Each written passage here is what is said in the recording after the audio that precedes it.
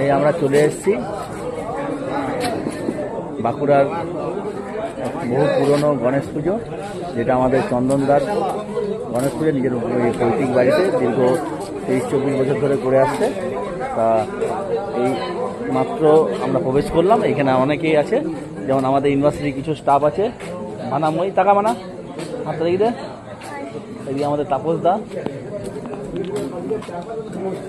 তাপসদা আছে, ভকত আছে, সবাই আছে, সানি আছে। বাকিটা আমি দেখি।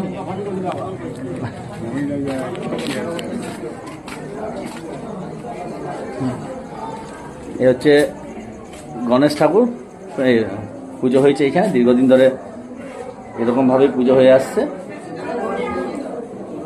আর খুব সুন্দর হয়েছে, খুব ভালো লাগছে।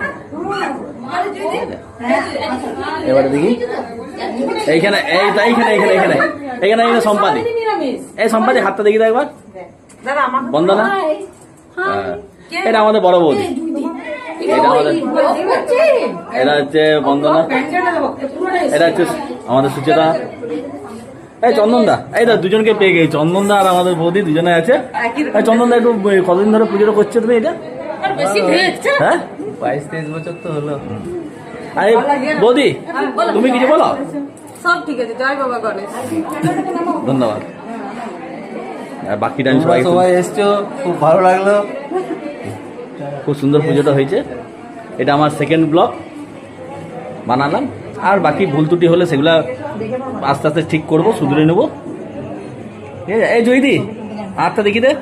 এটা আমাদের দিদি, খুব ভালো, খুব মিষ্টি দিদি। কলকাতার মেয়ে বটে, ওই জন্য অত হাসিটা এত মিষ্টি মিষ্টি লাগে। আমার এখন ব্লগ চলছে,